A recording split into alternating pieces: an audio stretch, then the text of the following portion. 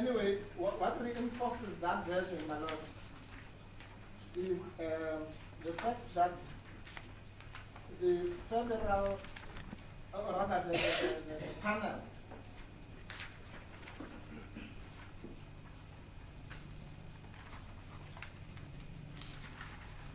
then says, bases its finding on this version that the membership ended on the 28th. And your lordship will find that at page 313,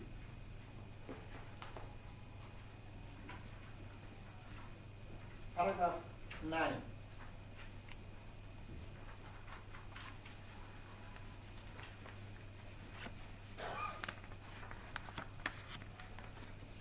Three one three, my lord.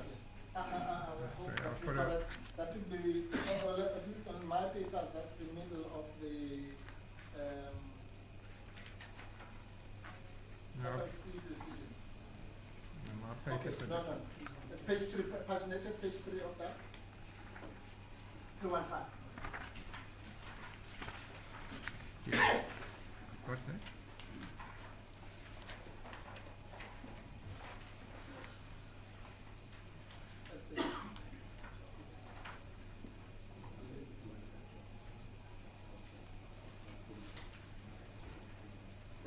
Your lordship will see paragraph 9, there's a reference there again to save time, there's a reference to the date annexure G, that's the so-called cessation letter. Yes.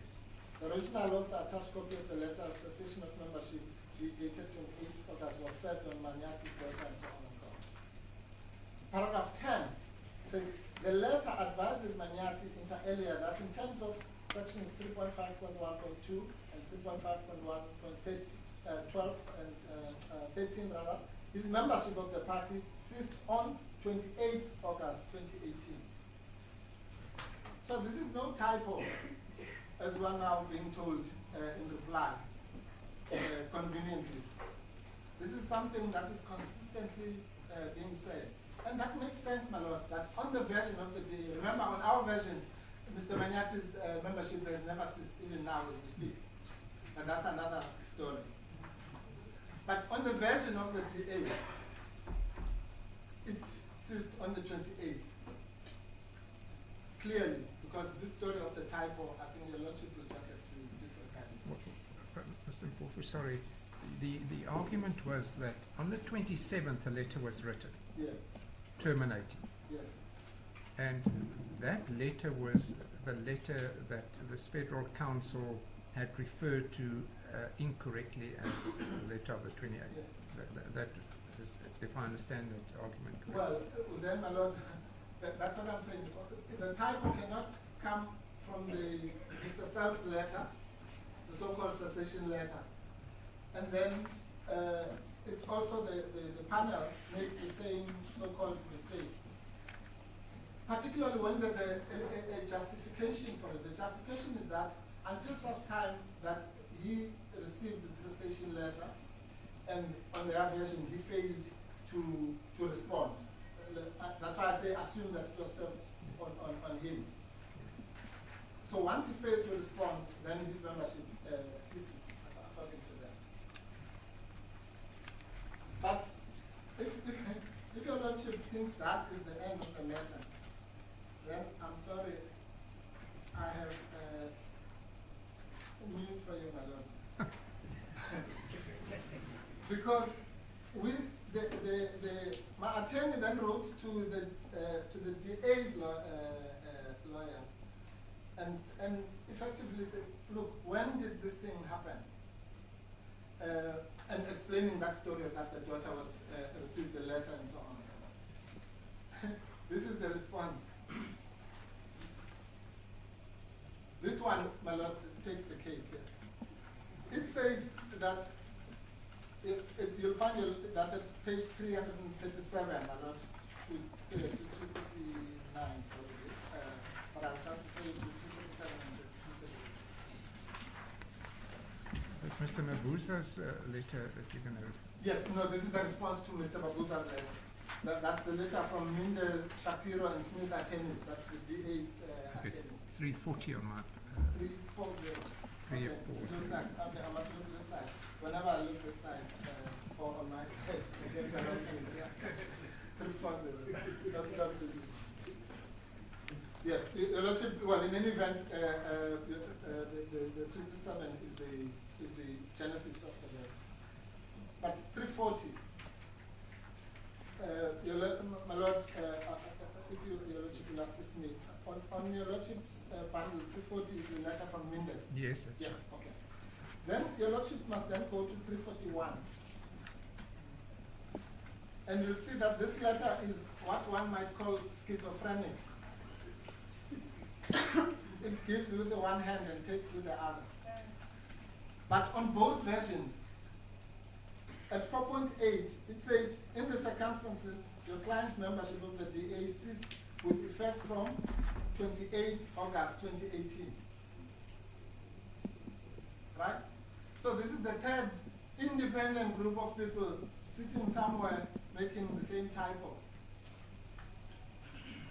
But that letter actually also says that the membership ended on the 4th of September.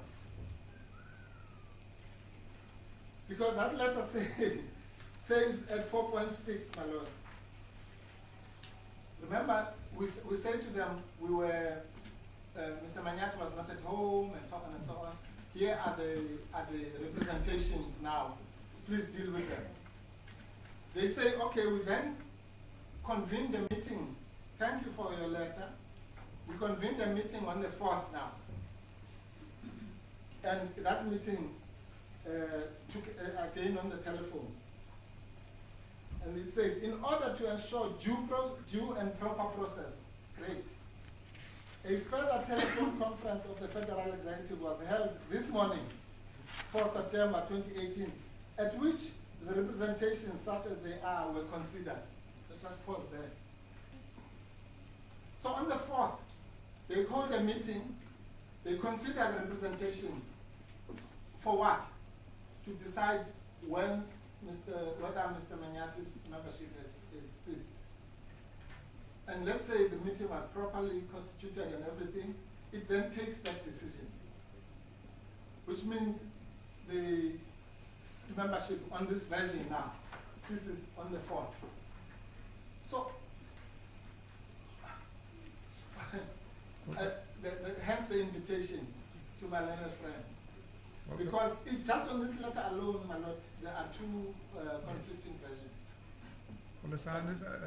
Wolf, if I understand his argument, it was that this was only confirmation of the termination that happened on the 27th. Thank you, my Lord. That was the argument. Thank you very much.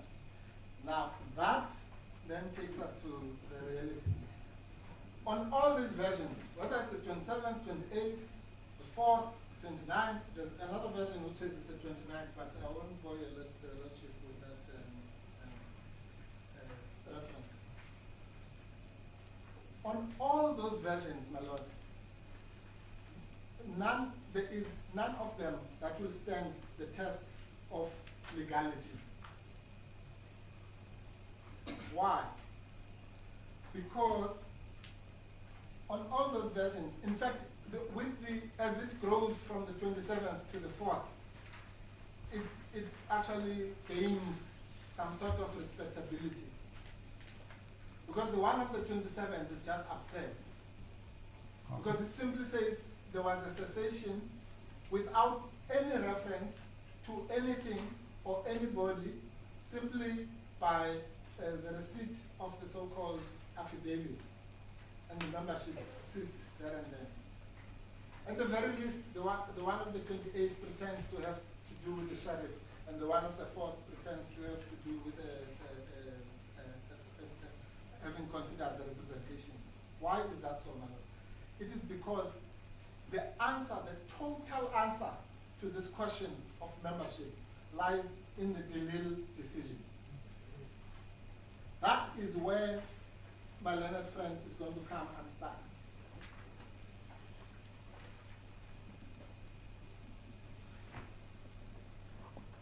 And I will show your Lordship very briefly That is the decision of the full bench of the Cape High Court, which was delivered only 2 or 3 months ago, where the Democratic Alliance was practically schooled in its own constitution, and it was explained how this particular clause works, or doesn't work. I don't understand how the DA can come here and argue the very same thing that the Cape High Court, the full bench, has said is an absurdity.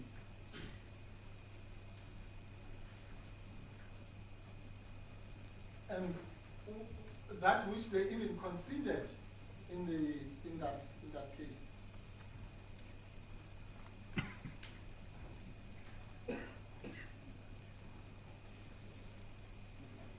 That will be case 1 in our management.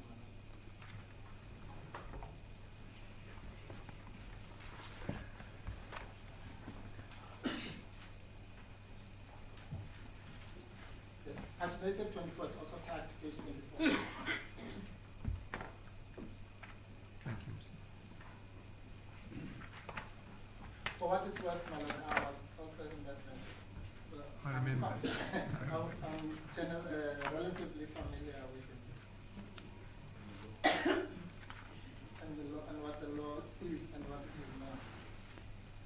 Let's just start there, my lord, at the bottom of, or rather, just before paragraph 49. And here the point that was simply being made was that the FLC rules, Rule 9 thereof, give that panel a discretion to cease or not to cease the membership. In other words, if you look at paragraph 9, we'll go to that. It uses the word may confirm a determination, and therefore it's clearly a discretion. And this court said in very clear, in black and white, the discretion not to confirm the determination, I'm reading from the middle of that paragraph, by the FLC panel could be exercised on the basis of extraneous considerations, such as whether, for example, in the light of the explanation which was tendered by the member and the member's value to the party, it should condone the declaration which she has made. In other words, the declaration, the intention to resign. In the circumstances, counsel for the DA was constrained to concede that until such confirmation by FedEx, as a matter of law, underline that now, as a matter of law, cessation of membership does not occur. In the absence of such a finding, the membership of an affected member remains extant and does not cease to exist in law. Next paragraph.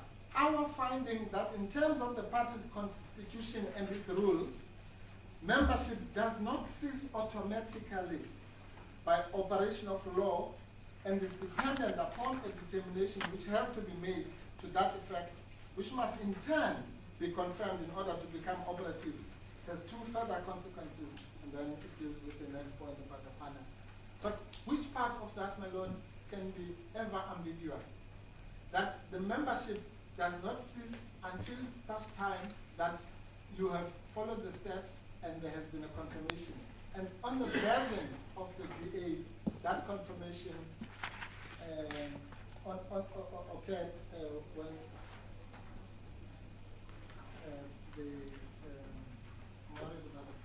at the end of the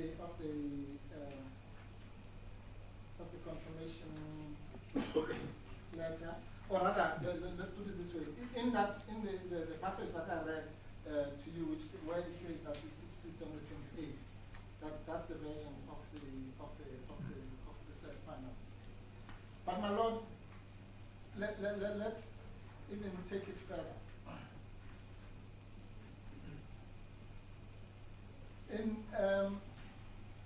on page paragraph 67 of the Delil case, that would be 34.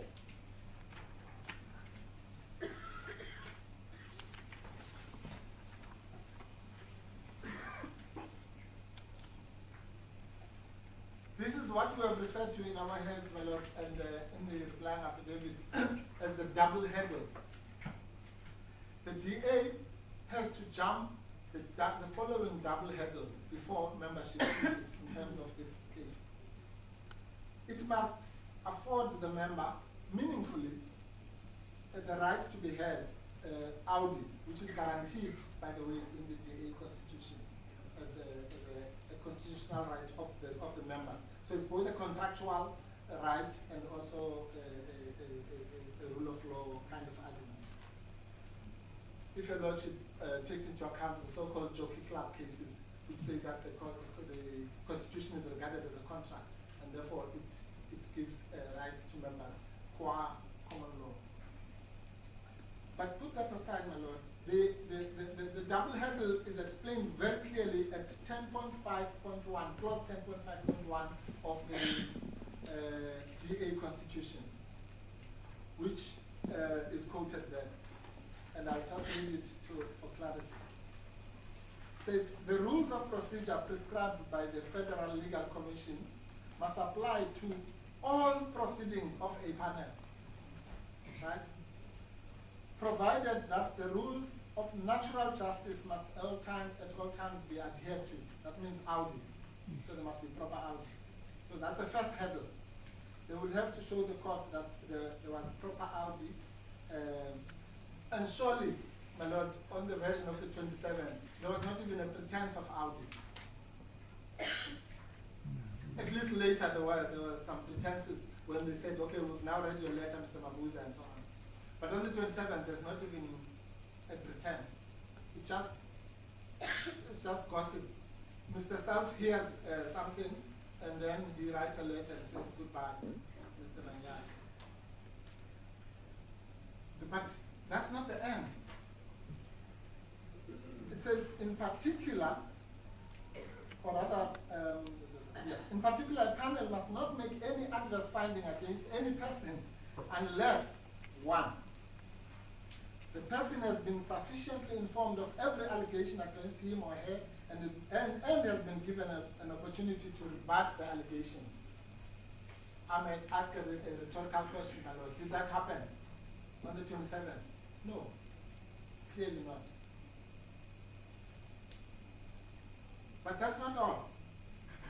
It says end. This is the killer. 10.5.1.2. He or she has been given the opportunity to submit evidence of mitigating factors. That's the second hurdle.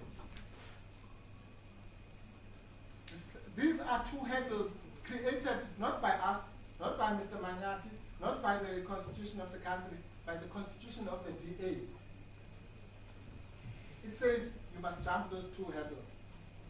And then what does the court say about that? It says in paragraph 68. This is in the Delil matter. It is apparent from these peremptory provisions that before making an adverse finding against Delil, the party was required to give her an opportunity to submit evidence in mitigation, which it is common cause it did not do. And it says, although ordinarily mitigation only comes into play when penal or disciplinary sanctions can be imposed, clause 10.5.1 extend this to all proceedings of the FLC panel, not only proceedings in panels conducting disciplinary proceedings, but also those constituted to determine whether membership has ceased, and it further provides that no panel may make an adverse findings against a member unless he or she has been given an opportunity to put forward mitigating factors. Then it explains the importance of mitigation.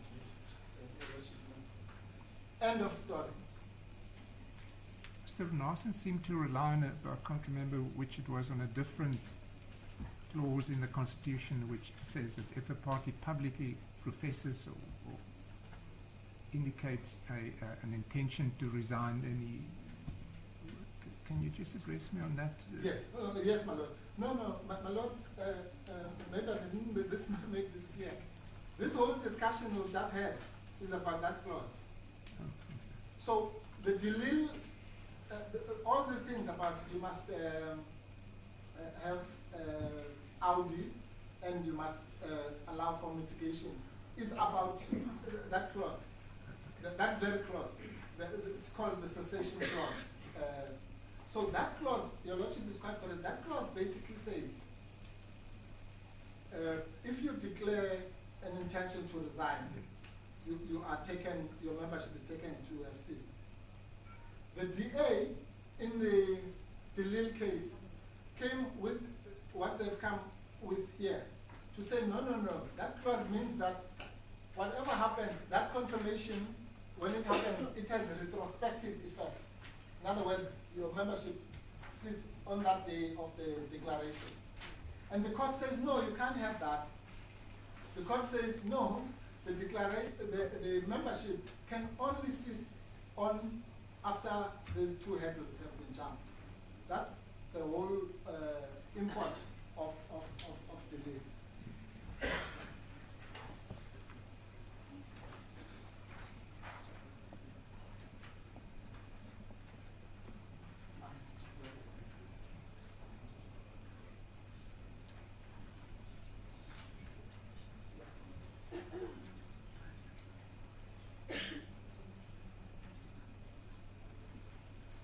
And the linkage between that and the FLC rules, my lord, is at 3.5.3 of the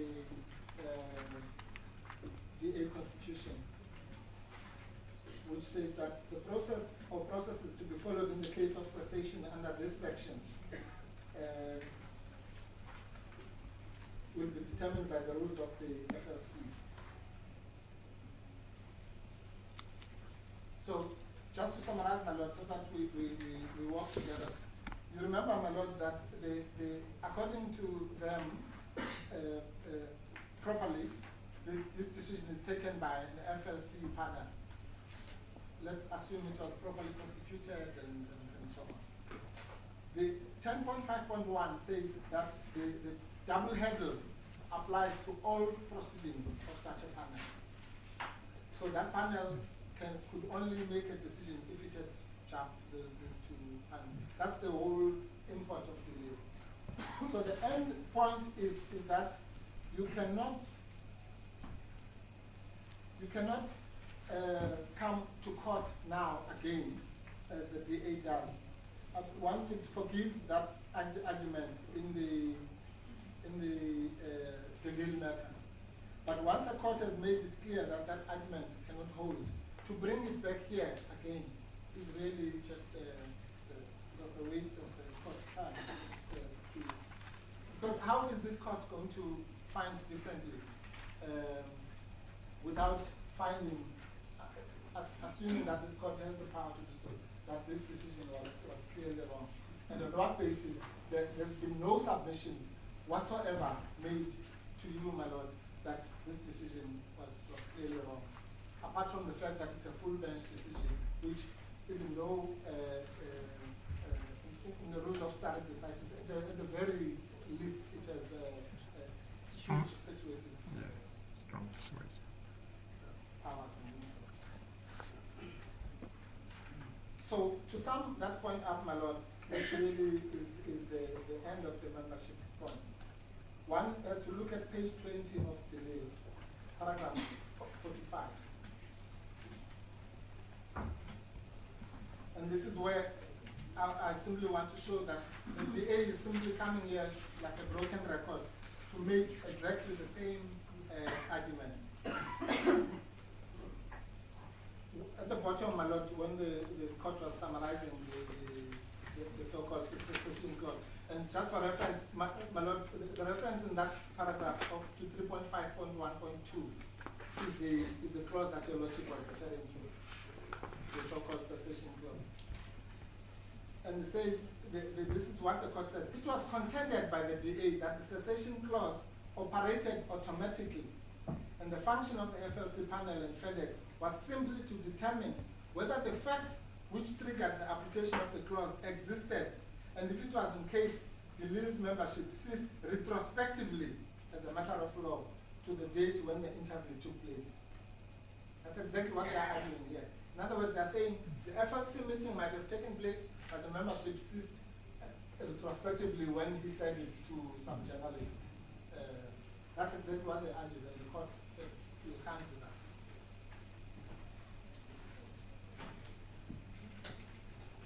So what does it mean? It means, my lord, very simply, that really we're just here for a desperate attempt to regurgitate defeated arguments. Because once we accept that, and let's confine, for the purposes of this argument, my lord, let's confine ourselves to simply to the 27th. Because that will then dovetail with what Mr. Mokachori is going to submit. What is clear from what I've said, my lord, is that whatever happened on the 28th, whatever happened on the 4th, or whatever, at least on the 27th of August 2018, there was no cessation of membership. And then there was a quorum. Exactly. And then there was a quorum. Because the logic... only if you're right. Of course, my lord. And I venture to say, in this case, which I don't usually do, I am the right man.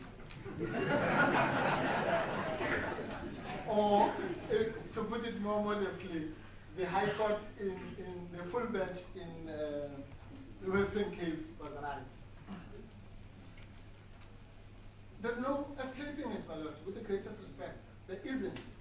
Because even if there was no Western Cape judgment, it's an absurdity in this day and age in a constitutional democracy to say that there's a retrospective operation of a clause in a constitution that says it enshrines the rules of natural justice.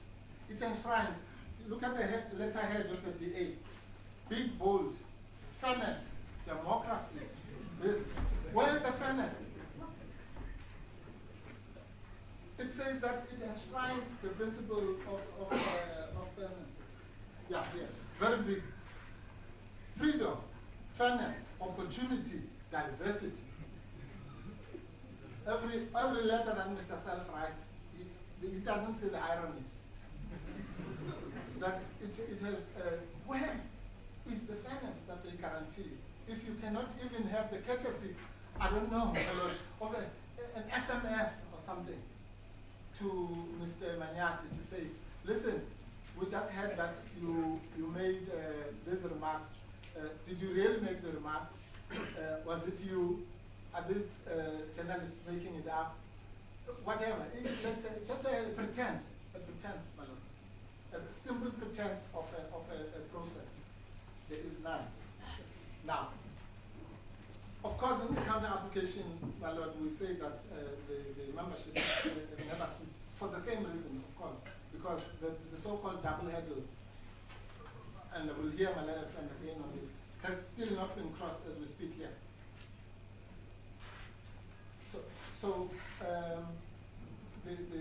But for the purposes of this argument, I'm simply confining myself to the 27, and your lordship knows exactly why I'm confining myself to the 27, because that then goes into the question of the quorum. Now, if the membership did not cease, then clearly the councillorship was extant, as the court says in Delhi. And if the councillorship was extant, then how many councillors were there? 61. What is the quorum? 61. Surprise. And now, your lordship, we just step a little bit back to the absurdity of whether these things were administrative actions. Now, according to my learned friend, even if there were 61 councillors there, literally standing in that room, if the municipal manager says no, there are 60, then there are 60. I mean, really. When an objectively verifiable fact of whether or not there were 61 people there who were at that point councillors cannot be subjected to this absurdity of saying it simply stands. It's the same. It's in the same category as declaring today Christmas Day.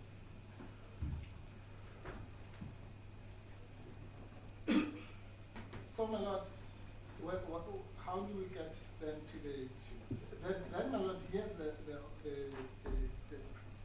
biggest, and again, Your Lordship, the Lordship said you only read the papers once, but if I wish I had the same photographic memory.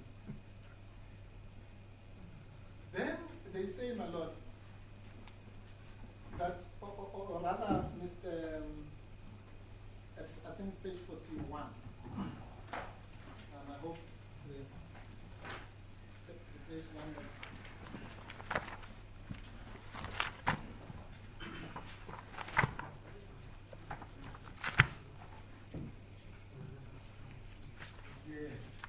The pagination, I must say, my Lord, leaves a lot to be desired, but it's an urgent application, so we will forgive our learning friends.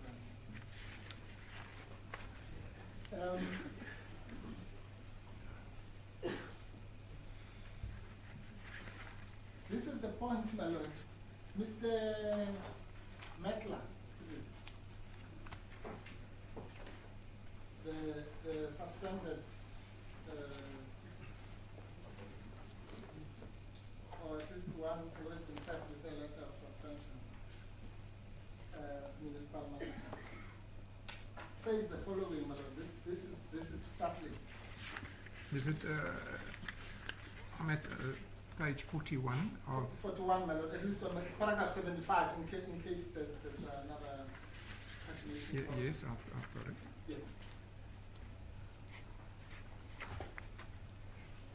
And this deals with the next point, my Lord. I'll come back very briefly to the quorum point. The next point, again, my learned friends, who, as I said, there's an overlap, they will dwell more on this, is the availability point. So we've spoken about the membership, we've spoken about the quorum, the two are related. Now, the question becomes, was Mr. Mettler available?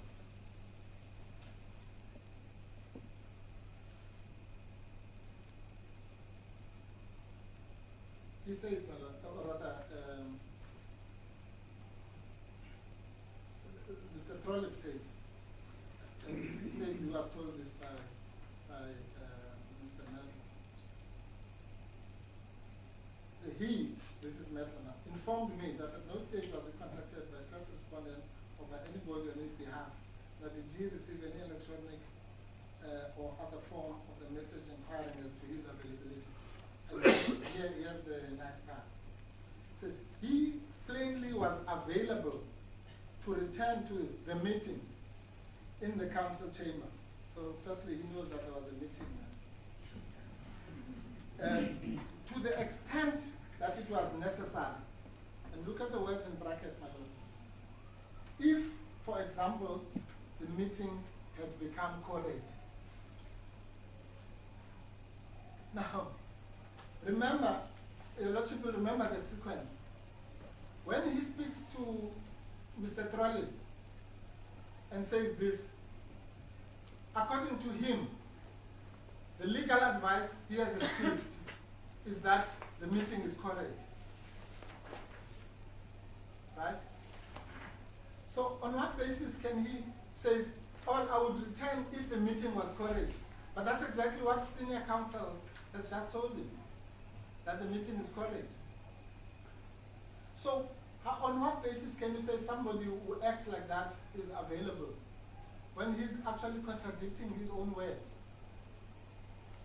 He is now making himself unavailable decisively and decidedly for a meeting which, on his version, at that point, is correct. Really. And then, my Lord, in the same vein,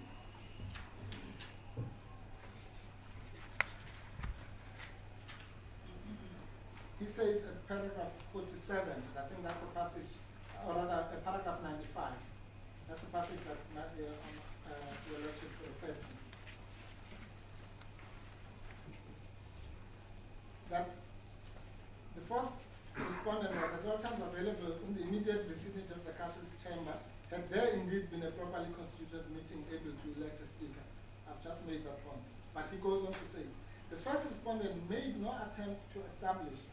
availability of the fourth respondent or to inquire from him as to the basis on which he had determined not to proceed with the meeting.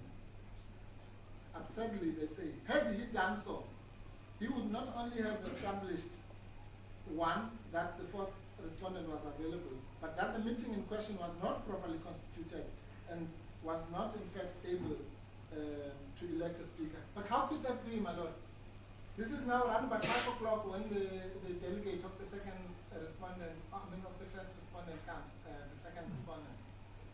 At which point, Mr. Medler's advice, again, is that so if this postulation is just absurd, that had Ms. Rostov made the inquiry, she would have been told that the meeting is not properly constituted. That would have been a blue light on the version of Mr. Medler. Because nobody was going to tell him that, at least not Mr. Medler, who knew better. So it goes full circle, my lord. If the membership survived, if there was then a quorum, and if Mr. Medler was available, and available here surely cannot mean what my learned friends contended to mean, physical availability. Just you are there, you exist. Availability must at the very least means willingness, available, willing, and able. Because I could be standing here, my lord, and if I say I'm not going to speak, I'm not available to speak, short of putting a gun on my head, then I'm not available, even though I'm standing right in front of you. One can make many examples. What is clear is that this gentleman voluntarily absented himself from a courage meeting. That's number one. He says himself, I walked away. I walked away from the meeting. Secondly, when he is advised that the meeting is now courage, he does not go there. He again makes himself not available to chair that meeting. And my lord, let's just tag that point there. Remember, my lord, that there are two types. Again, let's forget the fact that he was not even entitled to do an adjournment. But there are two types of adjournment, as we learned just from the paper. There's the adjournment of the nature which says, I'm adjourning, but the meeting will take place when I come back. The same meeting. Right? Then there's another adjournment, let's call it type 2, where you say the meeting will take place on another day. It's very clear, my lord, that here we had a type 1 adjournment, such as it was an adjournment. The one where the adjourner, so to speak, was fully aware that the meeting is continuing. In other words, it was a meeting which was susceptible to be resumed on the same day. That comes from the passage that I read earlier, where he says, for example, had the quorum materialized, I would have come back. That alone shows you that this was a type 1 adjournment, where he would have come back. But if that is not accepted, then his own words in his WhatsApp message at page 106.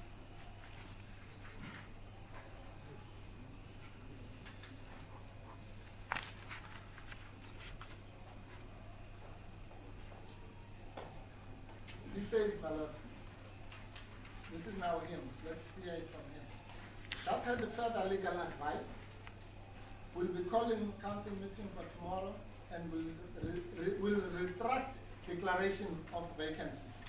That means he now knows that there's no vacancy. And then he says, please don't continue with the meeting. Continue, the word continue.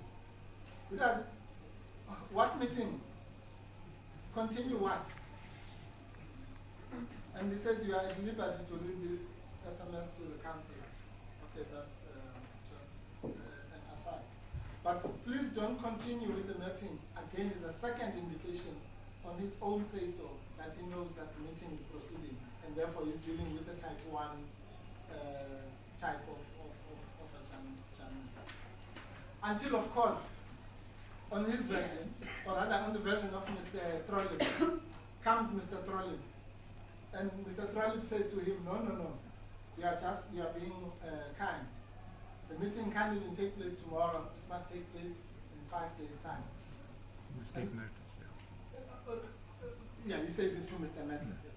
Mr. Trollip says to Mr. Mandela that the meeting cannot take place. And of course, he accepts what Mr. Trollip says at face value, which on its own is suspicious. But the point of the matter is that on his version, he knows that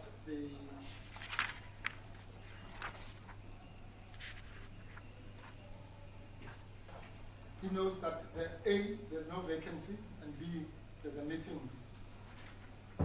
continuing. Now, what is important about this is that then there's a conflict. Mr. Trollip is thrown under the bus by Mr. Mandela, because Mr. Trollip says that this is what he claims responsibility for the second WhatsApp, where it says we are advised to give adequate notice, was advised to give adequate notice for Monday, 3 September. Mr. Trollip says that advice was his.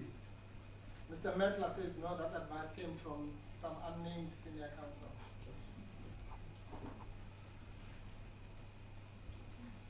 And Mr. Mandela actually refused to sign the confirmatory affidavit.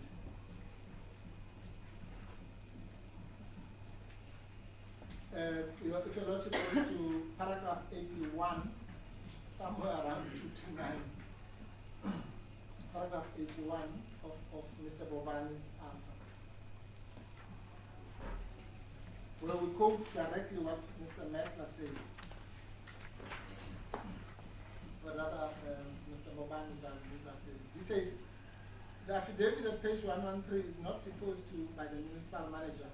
Worse, on 3 September, the municipal manager filed an affidavit that he did actually, that he did actually depose to, instead of 80 to the 2. In that affidavit, the municipal manager specifically distances himself from the unsigned affidavit attached to the DA's papers by Mr. Trollip. At paragraph 5 and 6 of the municipal manager's affidavit, he says, quote, on index blank page 113 and 114 of the application papers, there appears to be an unsigned affidavit which bears my name.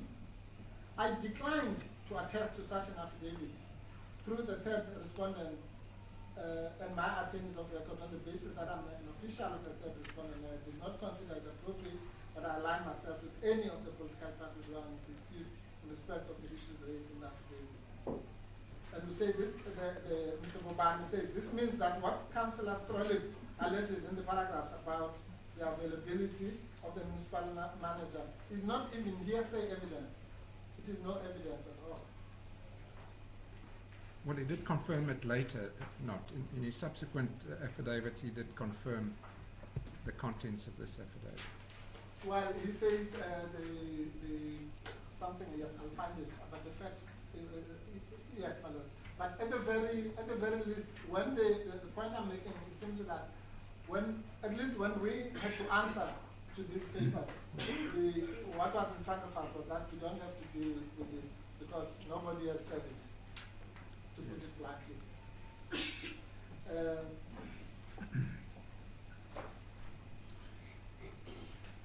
And even in that subsequent affidavit, my lord, the lordship will remember that he says it doesn't really change anything. It says he confirms that the contents of the founding affidavit, save as is otherwise dealt with in my affidavit of 10 September 2018. In other words, save as he retains the throwing of Mr. Trollip under the bus. and saying that he cannot confirm the.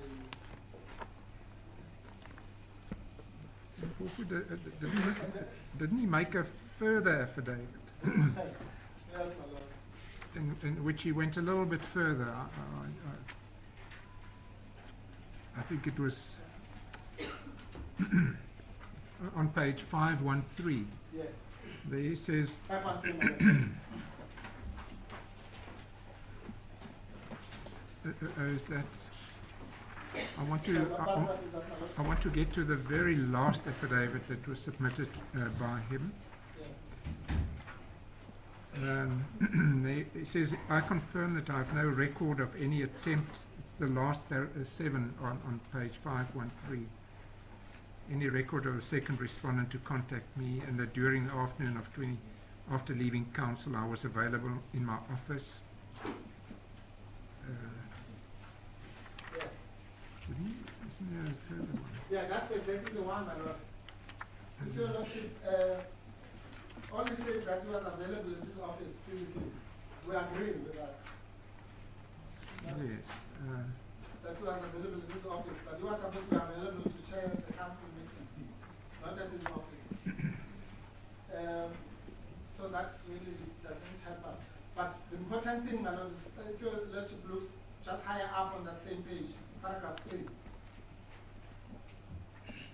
He says this affidavit is supplementary to the affidavits deposed to me on 3 September 2018 and 6 September 2018.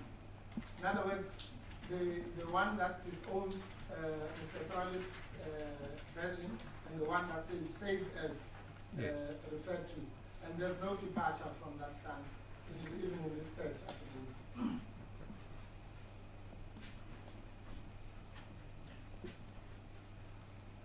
And what is more, my lord, is that,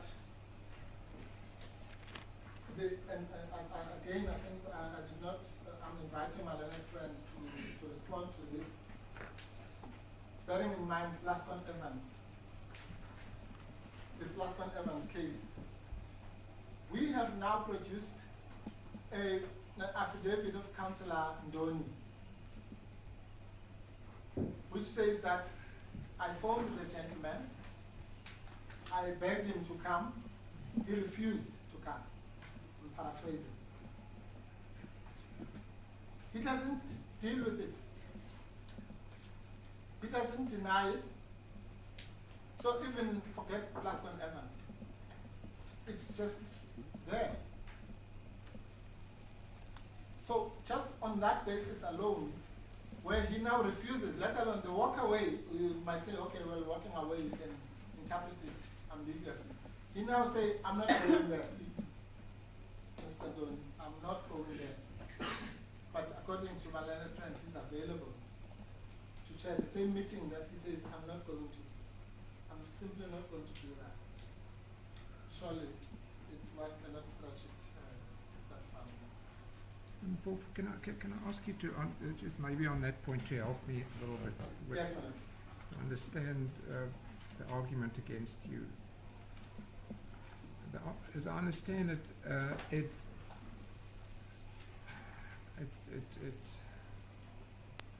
was submitted that the municipal manager declared a vacancy, rightly or wrongly. He declared a vacancy. Now, if he declared a vacancy, there wouldn't have been a quorum. Not if he declared, if there was a vacancy. But he declared a vacancy, and if the DA members then all left, there wouldn't be, or the DA Alliance members left, and there wouldn't be a quorum on that contention. And then they say, so it was in those circumstances that they left. There was no point in staying behind. That the business has effectively come to a close. Further decisions couldn't be taken. And then the meeting was adjourned.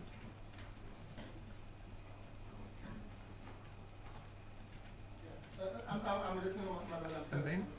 And then later, when the meeting was now recommenced or continued, they were never invited back. Yes. If I understand. I understand the point. So it's a matter of procedural fairness in what happened there. Yeah. There was a declaration of a vacancy. There was an adjournment of that meeting. Now, I'm not certain if it was just a stand down for a while or an adjournment to the next day. I need clarity on that. Yes, my lord. Thank you very much, my lord. But can you help me with that? Yes, yes, I'll help you, my lord, very, very briefly. It's a matter of sequence. You see, I heard that argument and it was bled, to put it nicely. The Lordship must turn to paragraph 60 of Mr. Trollip's affidavit.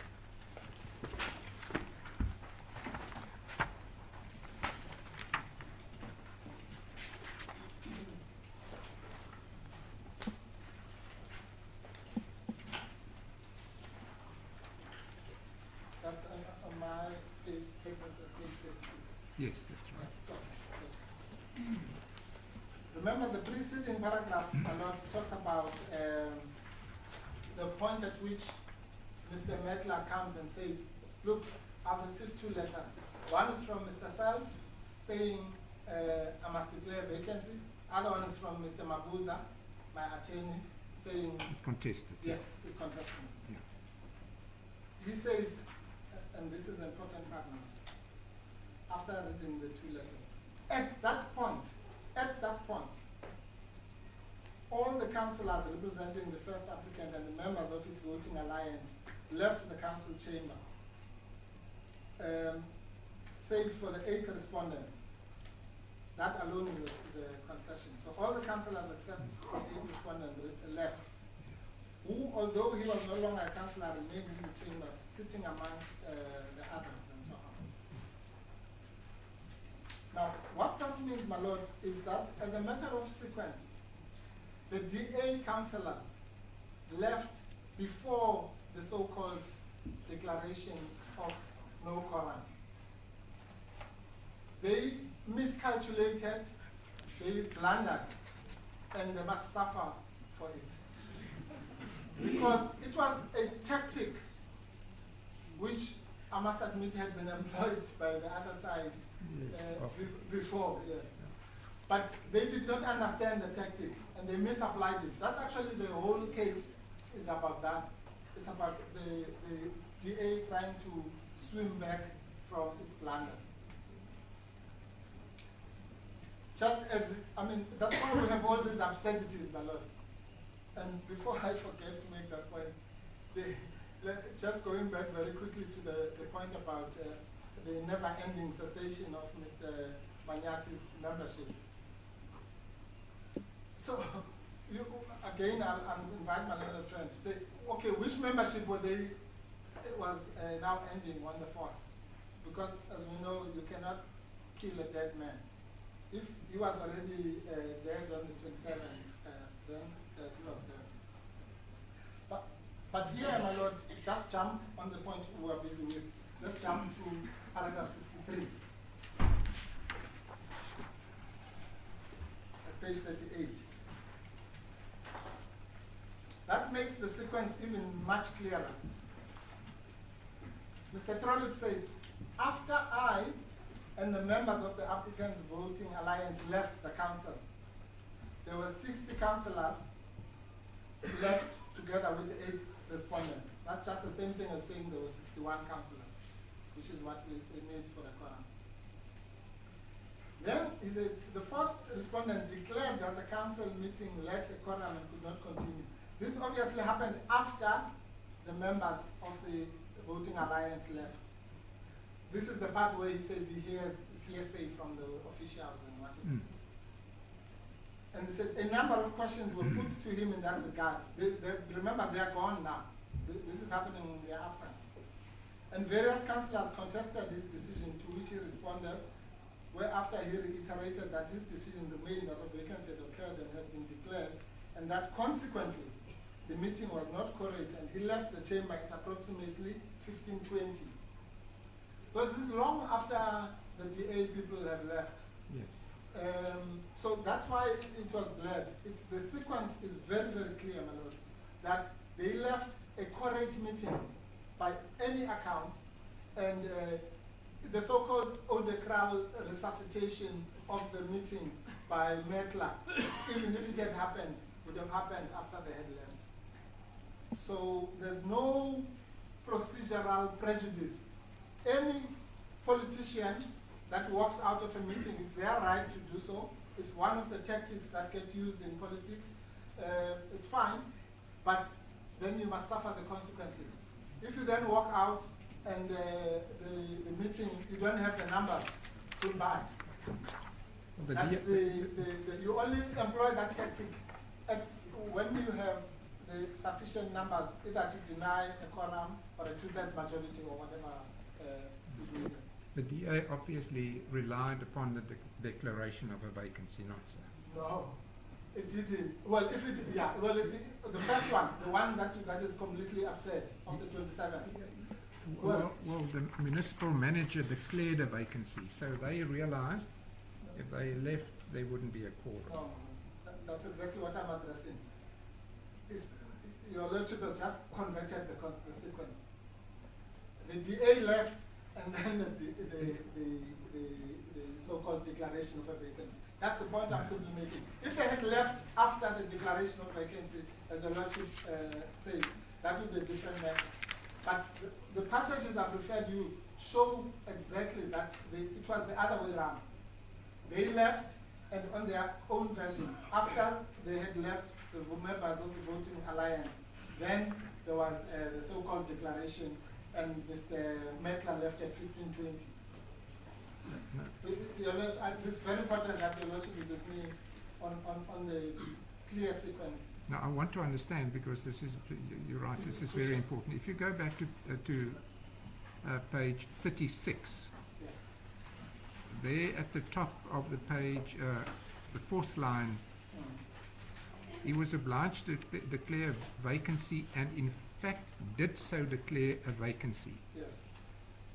So what happened after the DA had left on page paragraph 63 was then his decision remained, where after he reiterated that his decision remained that the vacancy had occurred. So he had declared a vacancy before they left.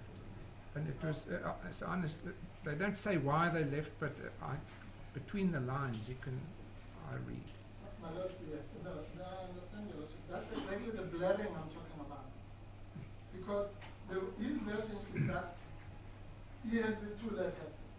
Yes. And one can understand him saying to the councillors, look, I've got self-sting and I've got this other letter. He doesn't say, I'm throwing away Mabuza letter as nonsensical. He says, I've got these two letters. After that, that's the sequence, the correct sequence. Then the DA people leave. And according to Mr. Trollip, from his evidence, that secondary evidence, let's put it like that, then at 15:20 he leaves on the basis that he has declared the vacancy. So at best, my Lord, it's on Mr. Trollip's version vague. But let's then, for that reason,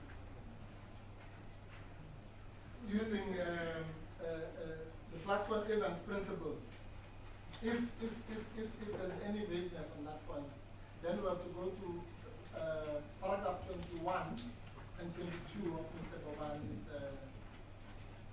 affidavit, which is 215. I'm shuddering to say.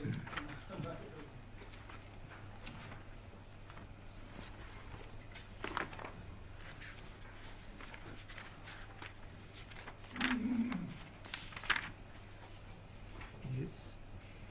Mr. Gobani puts the matter beyond any doubt. He says the DA's coalition councillors then left. This is obviously now tracing a sequence. DA's councillors then left the council chamber. Councillor Maniati stayed, as did the remaining 60 councillors from the council.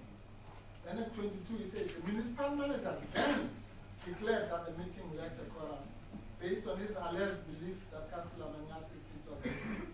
So it can't be clearer than that as to what the sequence is. And on the plus one Evans principle, that's the sequence.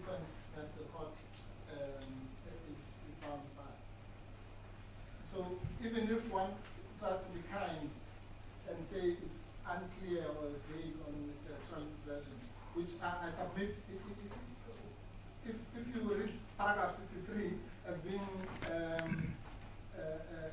governed by the operative words at the beginning, after I and the members of the applicants voting left, and then whatever is said in that paragraph then forward up to 1520, it's clear in my respectful submission, even on Mr. Trollip's version. But I'm saying let's assume for a moment that that's unclear.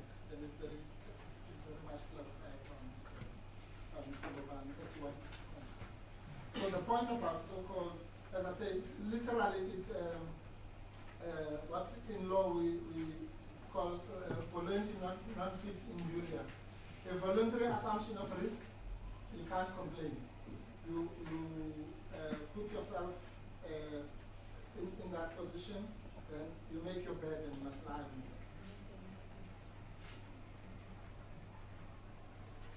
And as I say, my Lord, that's not a criticism of from a political point of view, it's a tactic which they were entitled to employ. It's just that legally, this time it backfired. And it has backfired. It was a self-inflicted wound, and all they must do is just to dress it up and be strong.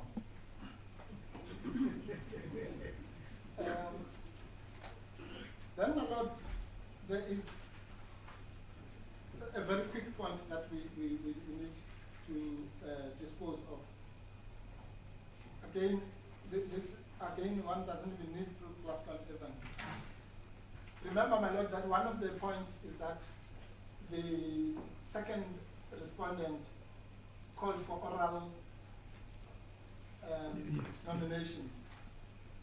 Well, there are two answers to that. The first one is to get to get rid of the whole point about Mr. Lawak's nomination.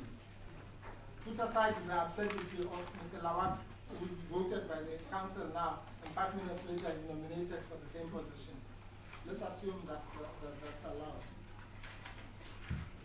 allowed. The point about that nomination is A, there is no evidence that it was dealt with in terms of item 2 of Schedule 3. And the Lordship is quite correct. That's the trigger provision. The trigger provision is that you can never have the election of a speaker without that which is set out in item 2 happening. Namely, the person presiding at the meeting to which the schedule applies must call for the nomination of candidates at the meeting. That's the trigger. That's the door. Either you're in or you're out. Once that has not happened, unless somebody is going to come and say, at some stage, on the 27th of August, the person presiding at the meeting, namely Mr. Medler, called for nomination of candidates at the meeting, and somebody submitted Mr. Lawak. That didn't happen. That simply didn't happen on any version, Melon. Simply. So that's the end of that.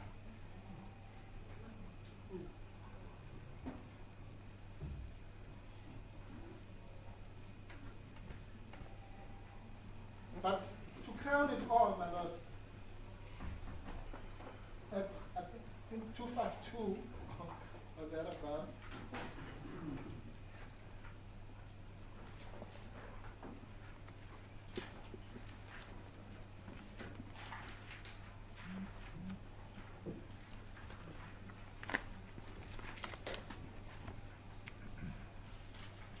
at 252, my Lord,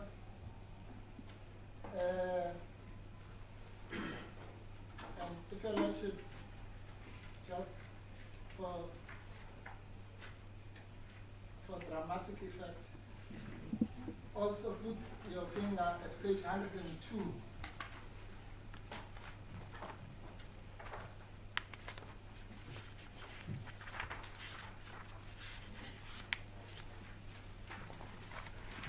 Your Lordship will see at 252, 253, 254, 255. The nomination forms written with declarations of acceptance by none other than Buyelwa Mafanya, Tonono Buyaya, P.S. Ndoni,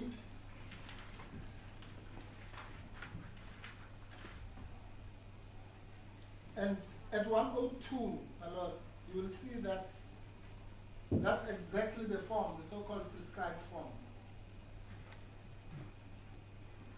And we have another reference, Mr. Nkacho will make mention of it, where we also have the signature of Mr. Boban. But the point of the matter, my Lord, is that plus evidence, or just on the objective evidence before this court, unless somebody comes and says these forms are forgeries and there's a handwriting expert or something, then the prescribed form, which on their version is the prescribed form at 102 that Mr. Lawak signed, is exactly the same form that the person I've just mentioned signed.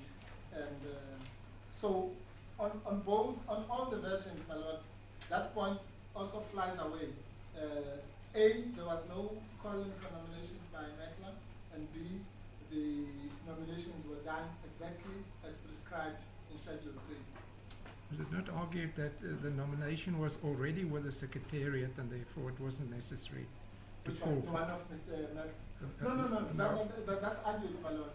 But that's not what the statute calls for. It is argued, and for the purposes of this argument, I accept, let's accept that was so. Let's accept that Mr. Lawak was in the process of, or whoever nominated him, had given this thing to somebody in the Secretariat, some junior official. That doesn't answer the item 2 point. The item 2 point is that that nomination comes alive, so to speak, only once the person presiding calls for nominations. So the fact, for example, that Ms. Mafaya's nomination, which we see at page 252, might have been in somebody's back pocket, is irrelevant. Until such time that it was handed up to Ms. Rustov, and upon her calling for nominations, then the trigger happens. So it doesn't matter, there could have been 100 people carrying the same nomination of her in their pockets. That's irrelevant for the purposes of triggering Schedule 3. So on all accounts, my Lord, A, because there was a quorum, B, because Mr. Metla was clearly not available within the meaning of Section 36(3) of the Act, and also because he had made himself available, and 3, because the nominations were done exactly in accordance with the schedule. On what basis, possible basis, can this court set aside the election of these people into their positions as mayor and as speaker and so on? There's none, with the greatest respect. As I say, all that happened here was just a simple political miscalculation of leaving a quorate meeting, hoping. In fact, if there's anything where your Lordship just made an example that of the reason that they left, what really happened here, and this is just the reality of life, is that when they were leaving, they wrongly banked on Mr. Manyati coming with them. And Mr. Manyati did not do such a thing. He stayed behind. End of the story. Checkmate. That's it. So, if anything, my Lord, instead of coming here to try and obfuscate matters before this court, they should have begged Mr. Maniati to come with them or something, or take him out. I don't know.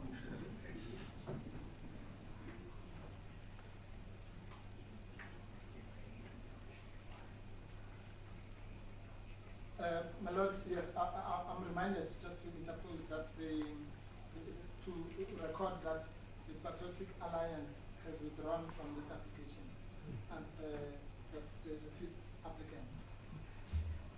But that might also have other interesting consequences should the meeting be resumed, which we will talk about when we talk about the counter application.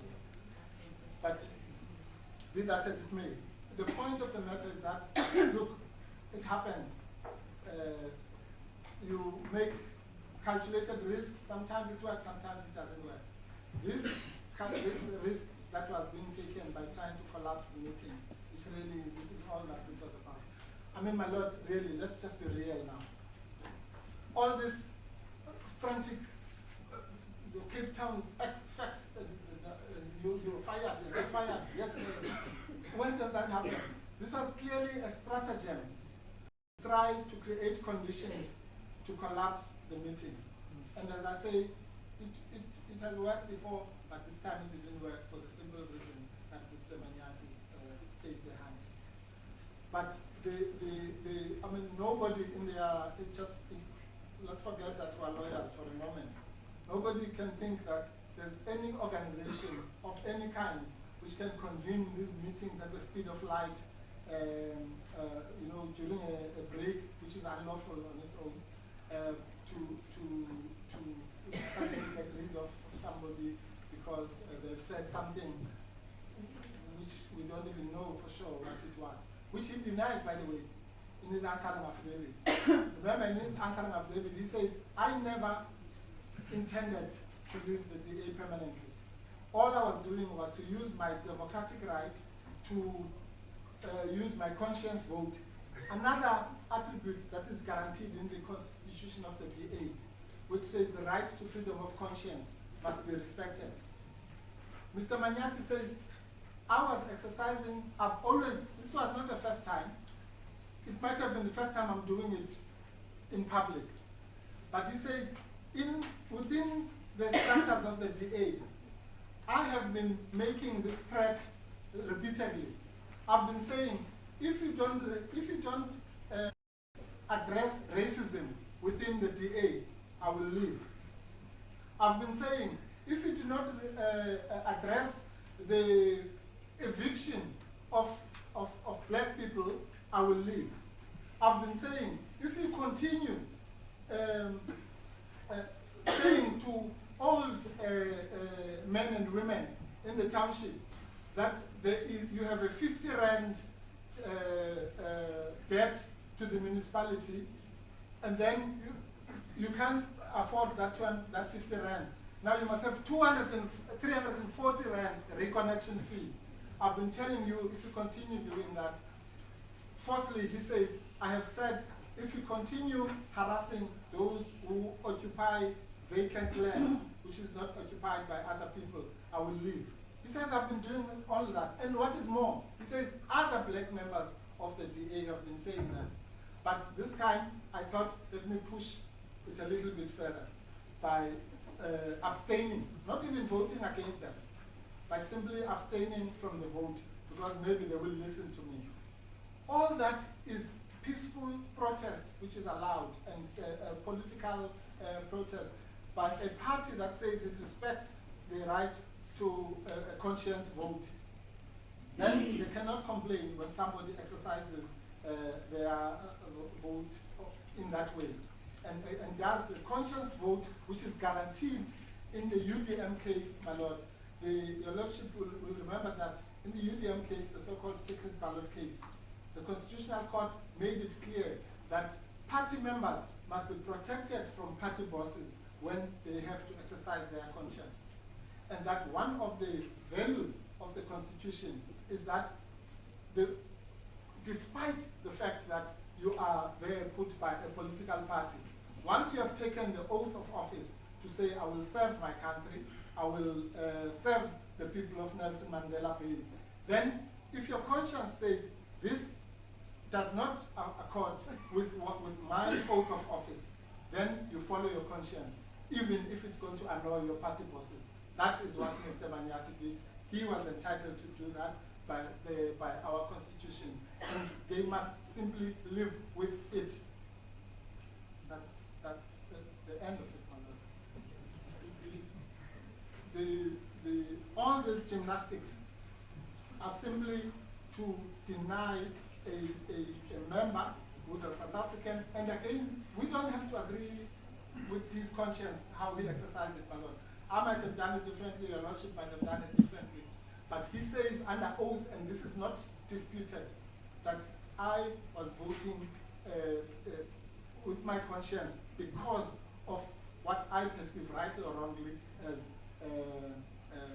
racial discrimination or the favoring of people in the suburbs over those that are in the township by the Democratic Alliance, which he says he joined with the hope that it would not do such things. And all those allegations I'm making, my lord, are made under oath by Mr. Manyati, and they are not refuted. So your lordship has to accept with the greatest respect that this was a conscience vote, and your lordship has to accept that what we are busy with now is to sabotage that conscience vote by some subterfuge and all sorts of legalities and trying to get out of it. Yes, I was just about to say, I see that it's lunchtime, my lord. Yeah. I really have a few submissions in the counter application because your lordship. You're welcome to, we've got a few minutes left. Okay. For one. Yeah. My lord, the counter application is very simple. Firstly, of course, one of the reasons why we don't take the urgency point is because the counter application is a child of the main application, so to speak. And therefore, the vote arises from the same facts, and therefore it has to be brought here. Counter application, my lord, I'm not going to go through blow by blow because it's really the same submissions. It's simply, for the avoidance of any doubt, let's put it this way, it's an assertion of the rights of Mr. Manyati as enshrined in the delay judgment. That's really what the counter application is.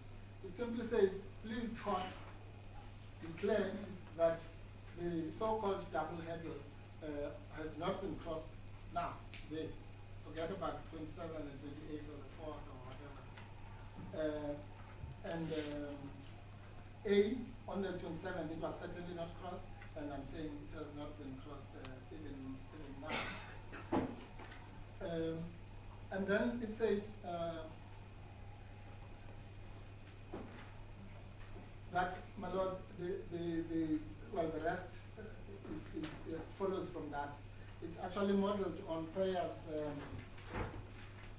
I think it's 2 and 3. Yes, 2, 3, and 5 of the notice of motion. That the decision of the first respondent on 27th of, it's opposing those prayers, that the decision designating the second respondent to preside over the election, that it should be reviewed and set aside. So that's what we propose in the main application. And the prayers, I page 299 or there, at about paragraph 59 of the Manyati affidavit, where we say, 1, declaring that the 8th respondent, that's Manyati's membership of the DA still subsists and will continue to subsist until compliance with the DA constitution has been performed. That's the double handle point. But 59.2, declaring that 8th respondent remains a councillor of the 10th respondent. That flows from 59.1. And 59.2, declaring that the 4th respondent's conduct in purporting to secure the declaration of vacancies unlawful, unconstitutional, and invalid. Now, that is even on the so-called objectoral point, this would defeat that point, because it would simply say that the fourth respondent was acting unlawfully, or at least against the principle of legality. And then we have what we call, my lord, a conditional counter application. And it's explained in what way that is conditional. That is conditional on the basis that in the unlikely event that the DA is successful on any of its prayers, very unlikely event, then the conditional counter application should apply, and that is 59.4. And it says, alternatively, and in the event the applicant is being successful on any aspect of the main application, 59.4, compelling the municipal manager, alternatively the second respondent, acting in terms of Rule 10.3, to continue the relevant council meeting immediately and or within 48 hours of the granting of this conditional counter application. What that simply says, my lord, is that the lordship will remember, I won't take a lordship there, that 10.3 of the rules simply says that if a meeting is adjourned, then it must be within immediately be resumed. So even on the worst case scenario that let's just say just to be kind, that the adjournment such as it was persisted until now of that particular meeting, then it ought. The reason for that, my lord, is also your lordship must be able to distill that from what I would call the spirit of the Structures Act. What is the spirit of the Structures Act? The spirit of the Structures Act is that there should never be a vacuum, right? So all these provisions in Section 36 that say, should a speaker be removed, then the municipal manager must step in, or the designee of the MEC, is for one reason and one reason only, to avoid a vacuum existing. So that's why we literally have to grab the municipal manager, so to speak, and make him a pseudo speaker, simply because the show must go on. And so the idea, the very idea that there could be an adjourned meeting for weeks and months on end, it would be against the spirit of the Act. And therefore, in the very unlikely event, I repeat, of any success whatsoever, then literally, as soon as practically possible, the resumption of that meeting will have to take place. And then we'll see what happens. We may or may not come back here, but hopefully not. So, but also that just shows that, you know, political expediency and playing politics, which, as I say, I'm not here to criticize, has its limits, and at some point the law catches up with you. So, because, well, one cannot predict what will happen in that meeting. But the point of the matter is that it's over. And the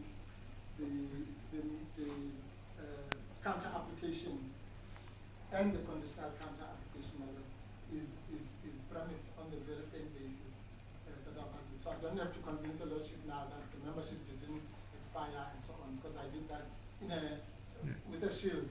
So I'm simply now doing it with a spear, as attacking as a counter applicant. Thank you, Mr.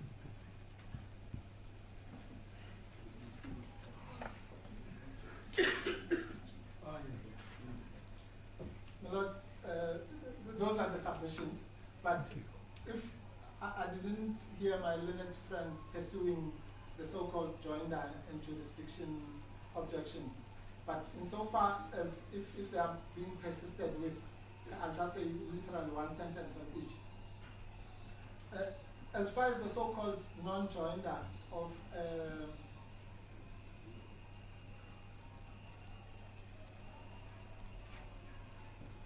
That's in respect of the counter application. Yes, my lord. In respect of the counter application. Remember what they're saying is that we should have joined the IEC Yes. and what's his name, the person, the replacement council. Well, the very short answer, my lord, to that.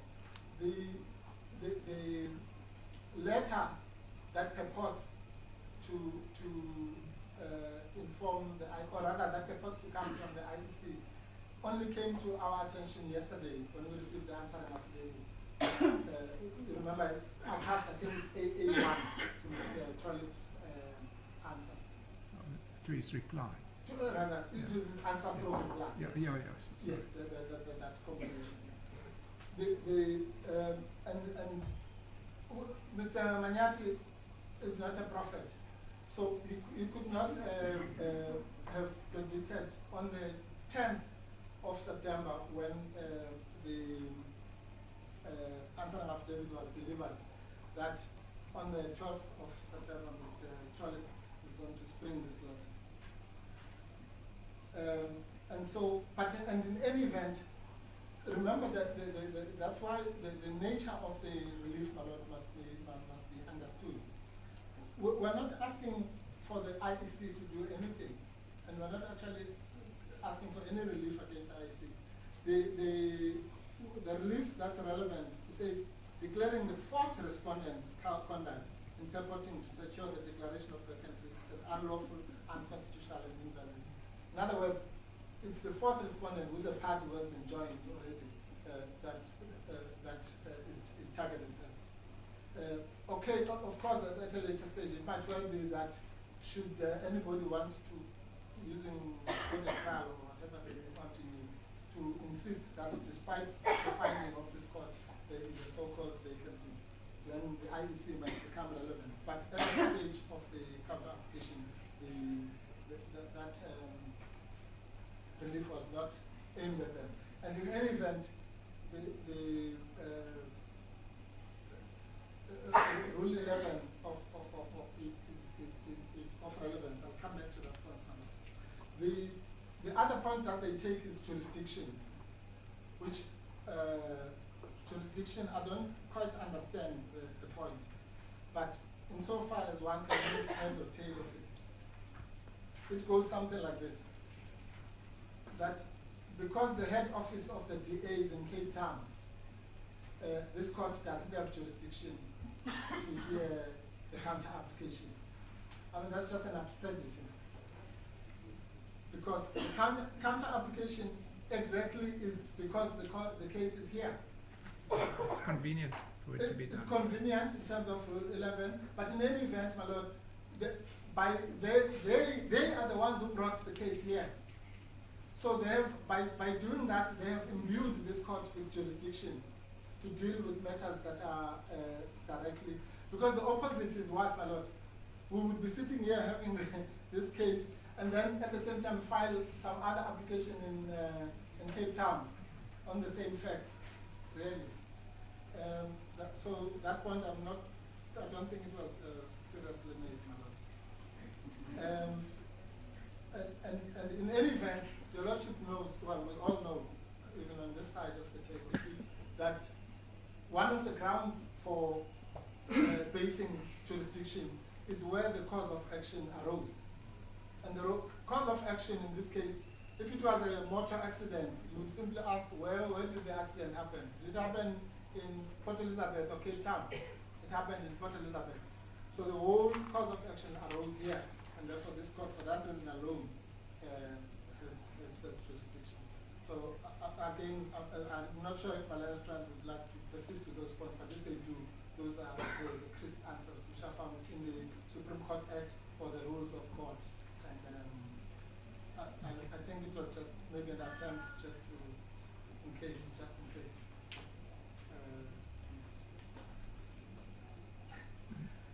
My Lord, I wish I could ask for cost for both the opposition and the counter application separately, but unfortunately, since I'm the same person, we would urge the court to grant costs for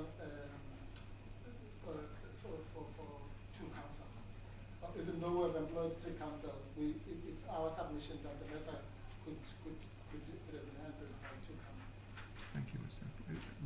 be a convenient time to adjourn? This would be my lord. My lord, I'm indebted to your lordship for the Thank you, Mr. patient hearing, but this matter has got so many roots and Yes, subways, It's so difficult. one had to take it sequentially. I'm indebted to the court. Court will adjourn My until lord, what time will come? I'm sorry, my lord. What time, how long is the lunch break? 2:15. 2:15, let's call this. Court will adjourn.